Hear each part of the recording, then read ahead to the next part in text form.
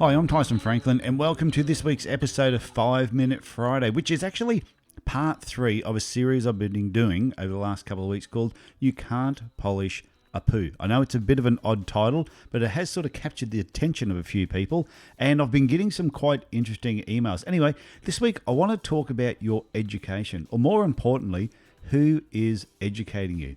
As a general rule, you should never get your marketing education from the same person who's trying to sell you advertising. And this applies to all forms of advertising, both offline and online. A sales rep has one job, and that is to sell you advertising. And that's exactly what they're going to do. It's not their fault if you're a little bit naive and don't quite understand all the marketing rules and how they apply. I previously mentioned when I first moved to Cairns from the Gold Coast, now this was a few podcasts back, my business boomed, even without me gaining any additional knowledge about small business. But in all the excitement, I almost went broke because I signed up for every bit of advertising that was put in front of me. And what I found out, that it wasn't really a good fit for my business or my target market. I was led to believe that reach was more important than frequency, which I spoke about last week, and I overspent and blew my marketing budget.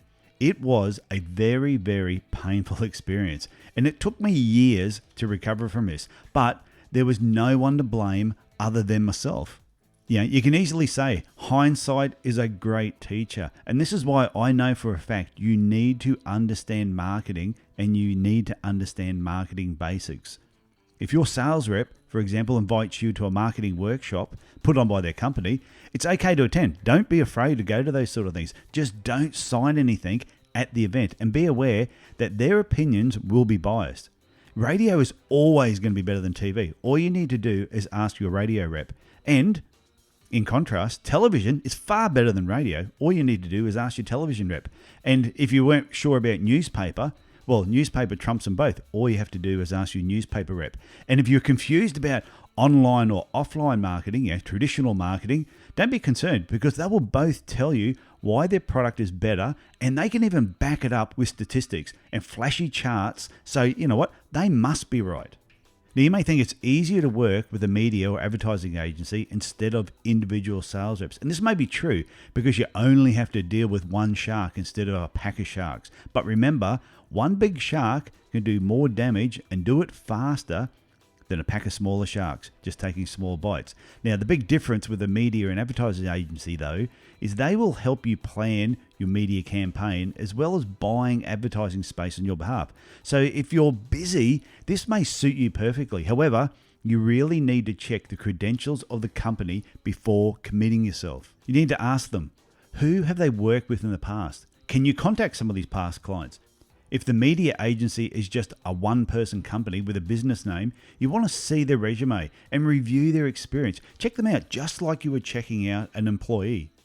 One more thing I just want to talk about before I go is about being aware of the con. Now, what this is all about, if you're approached with an advertising proposal over the telephone, always request information via email and ask for a contact number and tell them you want to verify everything before you make a decision.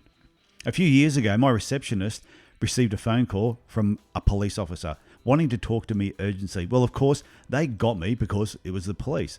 When I got to the telephone, he quickly explained it was not a police matter, so there's no need to be concerned. Instead, he was just calling to find out if I wanted to advertise in the local police journal. Initially, I must admit, I was a little bit pissed. Now, he told me that I had come highly recommended, but he couldn't recall the person. Well, of course he couldn't because he was making this all up. After his long speech, he informed me I could pay over the phone with my credit card. Wow, isn't that great?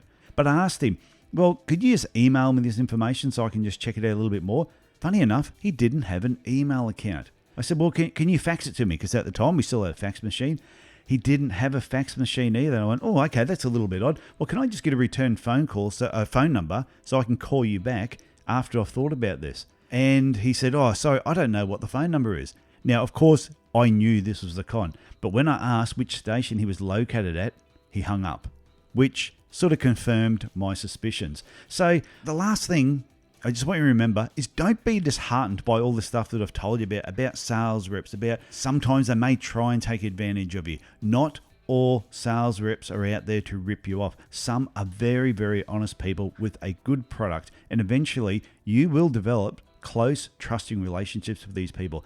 But the thing is, you just need to keep your eyes open, your ears open, and if it doesn't feel right, it's probably not right. Okay, that's all from me, and I will talk to you again next week. Bye for now.